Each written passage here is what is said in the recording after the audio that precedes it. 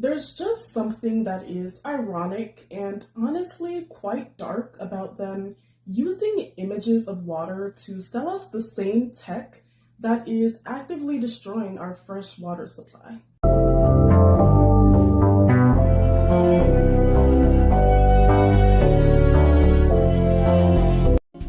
So if you didn't know, simply put, Frutiger Aero is a popular design aesthetic originated during the mid-2000s and early 2010s, made to represent an optimistic vision of a utopian future where technology and nature coexist peacefully.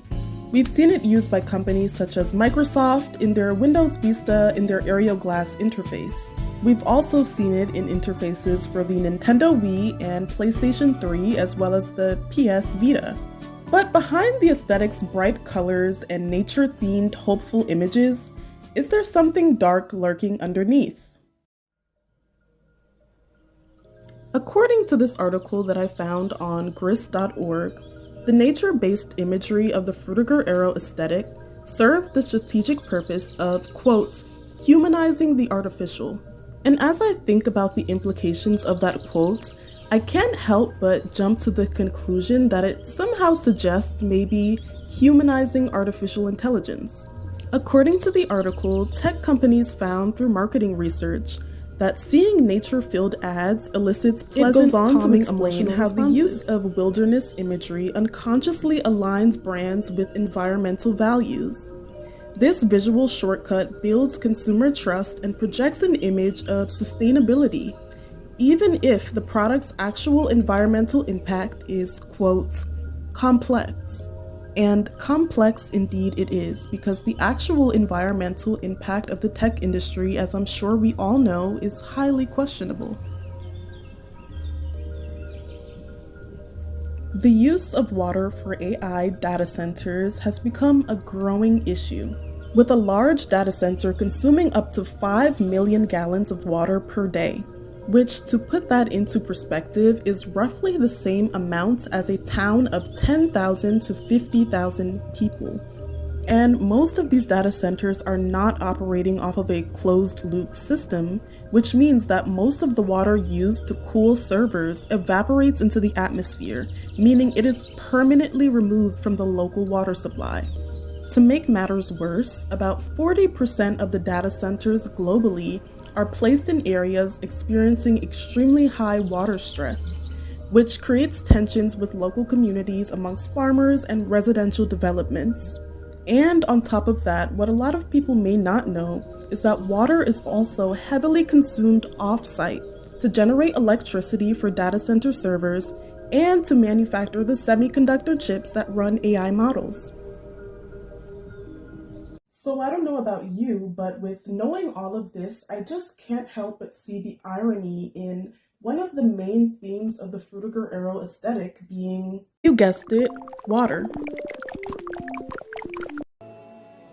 At a time where the future seems unpromising for many, the Frutiger Aero aesthetic has a nostalgic and sentimental effect on those who live to watch the rise of tech and social media. But if the future truly is as unpromising as it seems today, is it far-fetched or unlikely that there could be a future where these images are all humanity will have left of our memory of fresh, clean, abundant water? Hopefully it is, but that's where this aesthetic can become dark. Because these images of lush, green, beautiful landscapes depict the beauty of our natural environment, portrayed by the same tech industry that is carelessly polluting it. And as if the issue wasn't bad enough, global data centers emit over 180 million tons of carbon dioxide annually due to the rapid growth of cloud computing data and AI. And if that wasn't bad enough, it is projected that by 2030, the industry will be responsible for emitting 2.5 billion tons of carbon dioxide globally.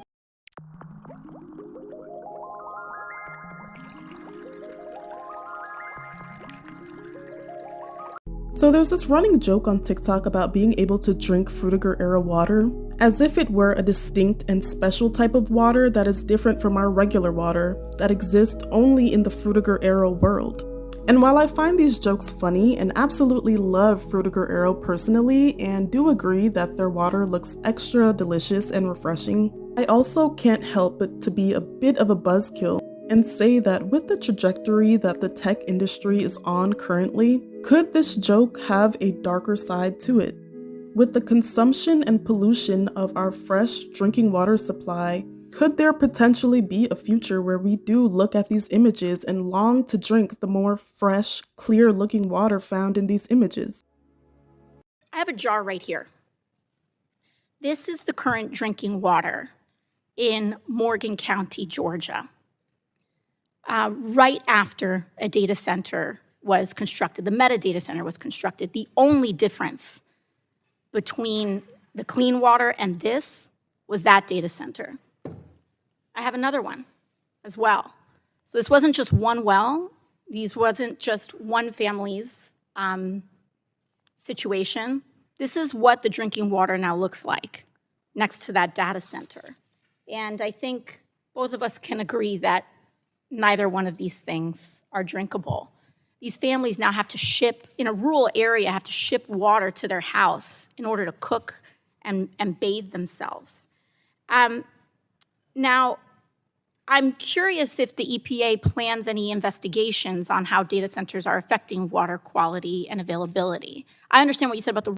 Again, hopefully I'm wrong with these assumptions.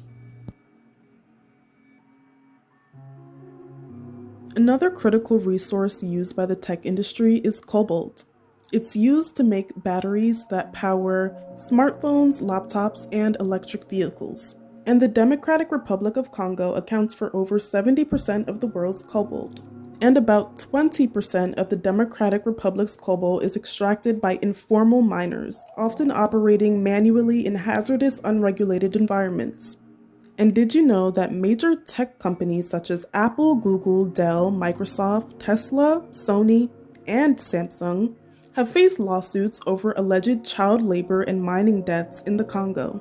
So is the Frutiger Aero aesthetic actually a perfect reflection of how the tech that we use and enjoy every single day has a much more sinister and darker truth lying just beneath the surface? In this pursuit to win the great tech and AI global race, have we gone too far? And when do we begin demanding that these tech companies go about it in more sustainable and ethical ways?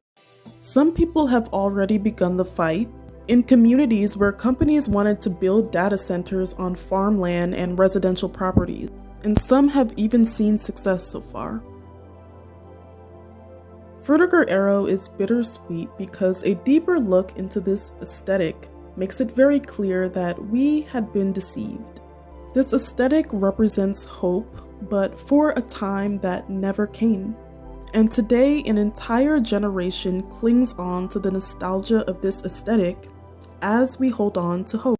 So might there be a day where these images remind us not only of the future that we never got, but also of a past that we took for granted?